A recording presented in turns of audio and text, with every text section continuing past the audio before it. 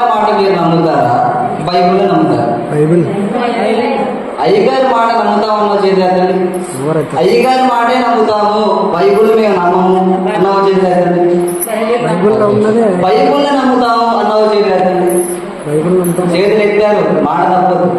ఇప్పుడు దింపండి, ఇప్పుడు దింపండి. ఇంకా సరే జాగ్రత్తగా ఉండండి. చదువుకున్న వాళ్ళకి అయితే ఇంకా చాలా అర్థమవుతుంది. కొంచెం చదువులేని వాళ్ళు అర్థం చేసుకోవడానికి ప్రయత్నం చేయండి. ఈ ప్రభురాత్రి భోజనము అనే విషయానికి వస్తే పెద్ద పెద్ద సేవకులు కూడా అర్థం కావడం లేదు. ఎప్పుడు ఇవ్వాలి ప్రభురాత్రి భోజనం? ఎప్పుడు ఇవ్వాలి? నెలలో మొదటి ఆదివారాన్ని ఇవ్వాలా? సంవత్సరంలో మొదటి ఆదివారాన్ని ఇవ్వాలా? 31st నైట్ ఇవ్వాలా? అర్థం కావడం ఉంది. సేవకుడికే అర్థం కావడం లేదు. మా అయ్యగారు ఢిల్లీలో వర్క్ చేస్తారండి. మా అయ్యగారికి 5 చర్చీలు ఉన్నాయండి, 10 చర్చీలు ఉన్నాయండి. అయితే ఏంటి? 5 చర్చీలు ఉన్నాయి ఏంటి? ఎవరికి గొప్ప? సేవకుడు ఎవరికి గొప్ప అండి? బైబిల్ గొప్ప. బైబిల్ చెప్పిన విధానాన్ని పాటించే సేవకుడు గొప్ప. నాకు 5 చర్చీలు ఉన్నాయి, ఖాళీ లేదు నాకు. నెలపైన ఒకసారి ఇస్తా, నెలపైన 2 సార్లు ఇస్తా. ఏం రాసింది బైబిల్? సేవకుడు రాసింది బైబిల్. సేవకుడు రాసిన, దేవుడు రాసిందా? దేవుడు చెప్పినట్టు మనం చేయాలా, సేవకుడు చెప్పినట్టు చేయాలా? దేవుడు చెప్పింది బైబిల్. బైబిల్ని మనం పాటించాలి. ముందుగా బైబిల్లో ఎన్ని ఆజ్ఞలు ఉన్నాయి, కమాండ్స్ ఎన్ని ఉన్నాయి? బైబిల్లో డైరెక్ట్ కమాండ్స్ ఉన్నాయి, కన్సీల్డ్ కమాండ్స్ ఉన్నాయి, మాదిరిగా ఇవ్వబడ్డ కమాండ్స్ ఉన్నాయి. డైరెక్ట్ కమాండ్ అంటే దేవుడు నోవాహుని ఏ చెక్కతో వడగట్టుకోమన్నాడు? సిద్ధిస్తారపు రాణితో కట్టాలి. నీకు నచ్చిన వాడు కట్టుకోమంటే దేవుడు నోవాహు చింత చెక్కతోనో వేప చెక్కతోనో కట్టుకునేవాడు. కానీ ఏమన్నాడు? సిద్ధిస్తారపు రాణితో నేను కట్టాలి. ఇది డైరెక్ట్ కమాండ్. సిద్ధిస్తారపు రాణి కాకుండా వేరొక చెక్కతో కడితే ఆ ఓడ తేలుతుందా, మునుగుతుందా? మునుగుతుంది. ఎందుకు? ఆజ్ఞ అతిక్రమం పాపము. ఇందులోనే కన్సీల్డ్ కమాండ్ ఉంది. అదేంటి అంటే సిద్ధిస్తారపు రాణితో కట్టు, చింత చెక్క వద్దు, వేప చెక్క వద్దు, వేప చెక్క వద్దు అని చెప్పాల్సిన అవసరం ఉందా? లేదు. సిద్ధిస్తారపు రాణితో కట్టు అంటే దీనితోనే కట్టాలి, వేరే దాని దగ్గరికి పోకూడదు. మాదిరిగా ఇవ్వబడ్డ కమాండ్స్ అంటే భారతదేశంలో ఉన్న క్రైస్తవులు కానుకలు ఇవ్వాలి అని బైబిల్లో లేదు. మరి ఎందుకు ఇస్తున్నాం? గలతీ సంఘానికి నియమించిన ప్రకారము మీరును చేయండి. ఇది మాదిరిగా ఇవ్వబడ్డ కమాండ్స్. 3 కమాండ్స్ ఉన్నాయి. డైరెక్ట్ కమాండ్స్, కన్సీల్డ్ కమాండ్, మాదిరిగా ఇవ్వబడ్డ కమాండ్స్. ఈ 3ని గుర్తుంచుకోండి. ఇప్పుడు మనం సబ్జెక్ట్లోకి వెళ్దాం.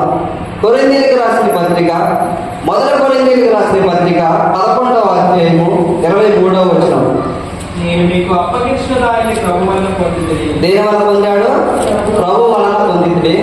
ప్రభు అయిన యేసు తాను అప్పగింపబడిన రాత్రి ఒక రొట్టెని ఎత్తుకొని కృతజ్ఞతాస్తుతులు చెల్లించి దానిని విరిచి, ఇది మీ కొరకైన నా శరీరము, నన్ను జ్ఞాపకం చేసుకున్నట్టుగా దీన్ని చేయడం చెప్పాను.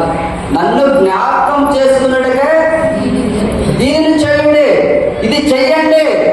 చెయ్యమన్నది చెయ్యరు. క్రిస్మస్ చేస్తాం, న్యూ ఇయర్ చేస్తాం అంటారు. కానీ యేసుక్రీస్తు వారు చెప్పింది ఏంటి? నన్ను జ్ఞాపకం చేసుకున్నట్టుగా దీనిని చేయుడి. దేని చేయమన్నాడు? ప్రభు వారికి సాదృశ్యమైన రొట్టె ద్రాక్షరసం చేయమన్నాడు. నన్ను జ్ఞాపకం చేసుకున్నట్టుగా. ఇది ఒక క్వశ్చన్. ఎలా అంటే ఉదయం నిద్ర నుండి లేచినప్పుడు ఆయన జ్ఞాపకం చేసుకుంటాం, భోజనం చేసేటప్పుడు ఆయన జ్ఞాపకం చేసుకుంటాం, పెళ్లిళ్ళలో కృతజ్ఞత కూడికలో ఆయన జ్ఞాపకం చేసుకుంటాం. మరి ఎప్పుడు దీన్ని విరవాలి? రోజు ఇసుకుంటూ పోవాలా? మొదటి శతాబ్దంలో క్రైస్తవులు ఎప్పుడైతే విరిచారో అప్పుడే మనం కూడా విరవాలి. ఇది డైరెక్ట్ కమాండ్. గుర్తుంచుకోండి. బైబిల్లో పాపం అంటే వ్యభిచారం చేయడము, దొంగతనం చేయడం ఇవన్నీ పక్కన పెట్టండి. బైబిల్లో ఆజ్ఞ అతిక్రమమే గడి చెప్పాలి, పాపము. ఇప్పుడు మొదటి కొరింథీయులకు రాసిన పత్రిక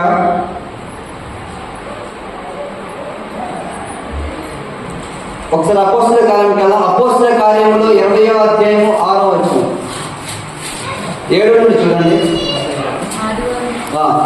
ఆదివారం మేము లెక్క విధించినప్పుడు అమ్మ జాగ్రత్తగా వినండి అమ్మ.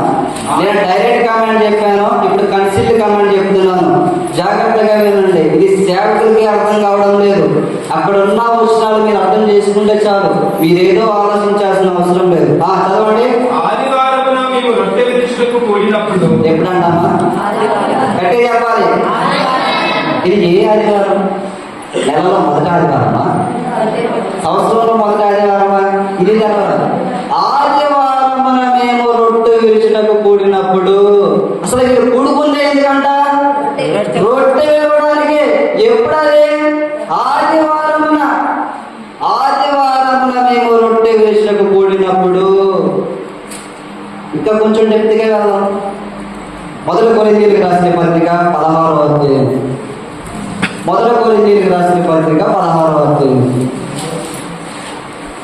మొదటి వచనం. కానుక విషయమైతే నేను గలతీయుల సంఘములకు నియమించిన ప్రకారము మీరు చేయండి. నేను వచ్చినప్పుడు చెన్నకు లేకుండా ప్రతి ఆదివారం మీలో ఎప్పుడంటావా? ప్రతి ఆదివారం నెలలో మొదటి ఆదివారం. ఇక్కడ ఏముంది? ప్రతి ఆదివారం కానుకలు ఇవ్వాలి. ఇప్పుడు జాగ్రత్తగా ఆలోచించండి. ప్రతి ఆదివారం కానుకలు ఇవ్వాలి. కానుకలు ఇవ్వాలంటే ప్రతి ఒక్కరు ఏం చేయాలి? ఒక దగ్గరికి కూడుకోవాలి. కూడుకుంటున్న ప్రతి ఆదివారం వీళ్ళు ఏం చేస్తున్నారు? రొట్టె విరుస్తున్నారు. అంటే ప్రతి ఆదివారం విరవాలి. నెలలో మొదటి ఆదివారం కాదు. ఇది క్రొత్త బైబిల్ రాస్తున్నారు అయ్యారు. ప్రతి ఆదివారమున కానుకలు ఇవ్వాలి. ప్రతి ఆదివారమున కూడుకోవాలి. కూడుకున్న ప్రతి ఆదివారంలో వీళ్ళు ఏం చేస్తున్నారు? రొట్టె విరుస్తున్నారు. తెలుగు బైబిల్ ఇంత స్పష్టంగా ఉంది. ఇలా ఉన్నా కానీ నెలకొకసారి, సంవత్సరానికి ఒకసారి ఇస్తున్నారంటే అది ఆజ్ఞ అతిక్రమం. నేను చెప్పిన మాట మీరు నమ్మదు. నేను చెప్పిన మాట మీరు నమ్మదు. బైబిల్లో ఉన్నది మీరు నమ్మదు. బైబిల్ చెప్పిన విధానమే నేను చెప్తున్నా. 3 కమెంట్స్ ఉన్నాయి. డైరెక్ట్ కమెంట్, దీనిని చేయండి యేసుక్రీస్తు వారు చెప్పారు. కన్సీల్డ్ కమెంట్, ఆదివారమున క్రైస్తవులు మొదటి శతాబ్దంలో కూడుకున్నారు. ఆదివారమున కానుకలు ఇచ్చారు. కూడుకున్న ప్రతి ఆదివారం వీళ్ళు ఏం చేశారు? రొట్టె విరిచారు. ఇక్కడ డౌట్ ఉండదు. వీళ్ళు విరిచింది ఏ రొట్టె? డైలీ తినే రొట్టె, ప్రభురాత్రి భోజనమా? మనకంటే ఇప్పుడు భోజనం ఉంది, కానీ మొదటి శతాబ్దంలో యూదులకి భోజనం లేదు.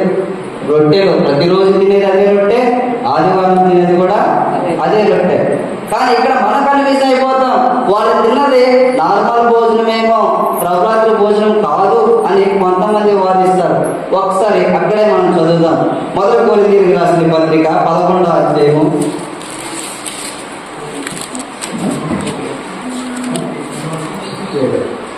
అపోస్తల కార్యములు రండి ఒకసారి. అపోస్తల కార్యములు 20వ అధ్యాయము 7వ వచనం.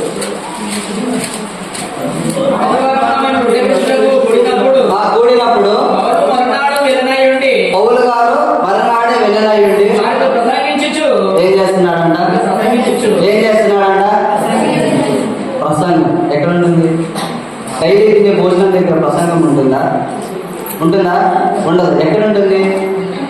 ఆదివారం ఆరాధనలో మాత్రమే ఉంటుంది. అంటే వాళ్ళు తిన్నది ఏ రొట్టె? ప్రభురాత్రి భోజనం. ఈ ప్రభురాత్రి భోజనాన్ని నిర్లక్ష్యం చేస్తే, ఆదివారం కాకుండా నెలలో మొదటి ఆదివారం తీసుకుంటే, సంవత్సరంలో మొదటి ఆదివారం తీసుకుంటే అది పాపం. ఆధ్యాత్మికం పాపం. మొదటి శతాబ్దంలో క్రైస్తవులు ప్రతి ఆదివారం కూడుకున్నారు. ప్రతి ఆదివారం రొట్టె ఇచ్చారు. ప్రతి ఆదివారం కానుకలు ఇచ్చారు. సో మనం కూడా వారిలాగే చేయాలి. మన సొంత వాక్యాలతో మనం చేయలేదు. దేవుడి విషయంలో, మన విషయంలో అంటే మనకు నచ్చిన వేసుకోవచ్చు. నాకు ఈ షర్ట్ నచ్చలేదండి, బ్లాక్ షర్ట్ నచ్చింది వేసుకోవచ్చు, అది నా ఇష్టం. కానీ దేవుడి దగ్గరికి వస్తే మన ఇష్టాలు ఇక్కడ చెల్లవు. దేవుడు చెప్పినట్టే చెయ్యాలి. అందుకే నేను మొట్టమొదటిగా మీకు చెప్పాను, నోవాహుని దేవుడు సిరిసారం రాణితో కట్టు అన్నాడు. వేరొక చెక్కతో కడితే ఏమవుతుంది? అది మునిగిపోతుంది. ఆజ్ఞాతిక్రమం, పాపం. దేవుడు చెప్పిన మాటను మనం గైకొని ప్రతి ఆదివారం రొట్టె విరవాలి. ప్రతి ఆదివారం విరవాలి. అలా విరవకపోతే ఆజ్ఞాతిక్రమే పాపం. పరలోక రాజ్యం అనేది ఉండదు. కాబట్టి ప్రతి ఆదివారం మనం కూడుకోవాలి, ప్రతి ఆదివారం కానుకలు ఇవ్వాలి, ప్రతి ఆదివారం రొట్టె విరవాలి.